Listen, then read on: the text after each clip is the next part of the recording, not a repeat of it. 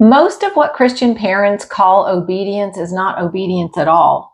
If you have to coerce your child to do what you ask by offering rewards or threatening them with punishment, then the result is not obedience, it's only compliance. You see, anytime we use an external force to coerce a person to do what we want, that's simply compliance. But true obedience is given, just like love, it can't be demanded.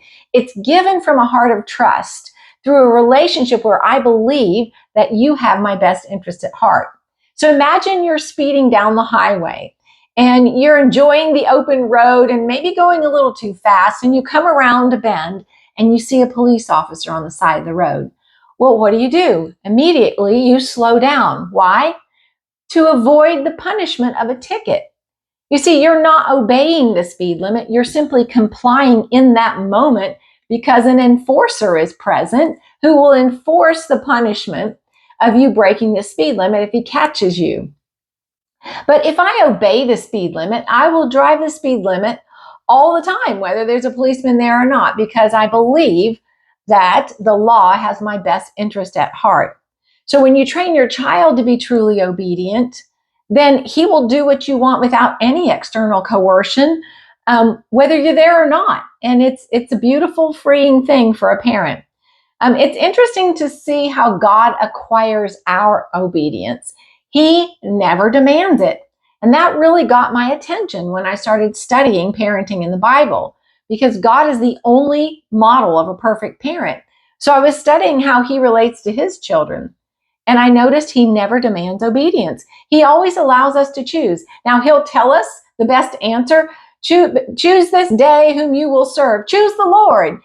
Choose this day, blessing or cursing, life or death. Choose life. And he encourages us, but he never demands that we do what he asks. If he forced us, we would resent him. And that's what happens to our kids, because anytime someone is forced to do something they don't want to do, they resent it. And we're all created for freedom. So when we're forced to do something against our will, we resent it, and eventually we might fight back. And that's what teen rebellion is. Teen rebellion doesn't happen in the teen years. It's the culmination of years and years of a child feeling like they're being controlled.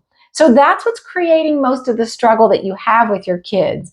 It's that we've been taught by the church to demand obedience. And when we do, it's not obedience at all. But God has given us a solution. So remember in the last chat that we had together, I mentioned that God wired children in a way that really benefits us.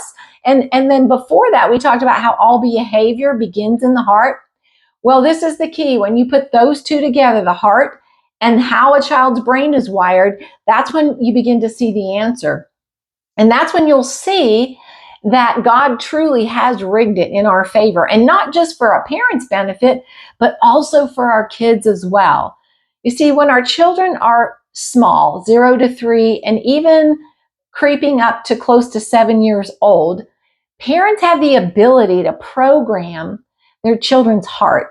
This means that you can easily establish the behaviors, habits, and even character traits that you desire in your child and implant them directly in their heart once and for all. I know that's a crazy thought, and it's one that no one's talking about, but I found it right there in the scriptures when I looked. And I discovered it, at that point when I was looking for answers for parenting in the scriptures. But these are the kind of power tools that you're going to acquire through your graceful parenting journey. And I'm sure that you're beginning to see why I call this a life-changing journey, because it's a completely different path than the one that we've traditionally been on.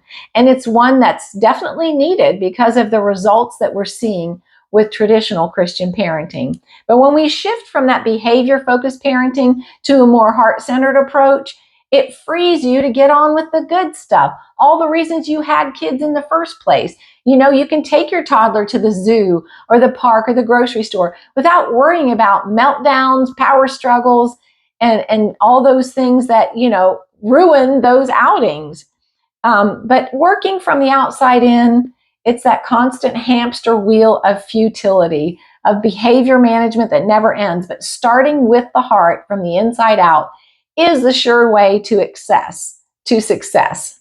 Rewards and punishments, those are part of the enforcer and the behavior police's tool belt, but they have no place in a graceful parenting tool belt, mostly because they're unnecessary. When you learn to address your child from the inside out, the way God intended, children respond effortlessly because that's the way they're designed to. They actually can't help it because of the way that God wired them. So these are the kind of life-giving keys that you can look forward to with the Graceful Parenting community. And I guarantee you're going to be mind blown as you watch the transformation in your children happen so fast that it'll make your head spin. And the joy of parenting will return to your life as the stress melts away. So that's all I have for now. I'll see you in the workshop. Until then, take care and God bless.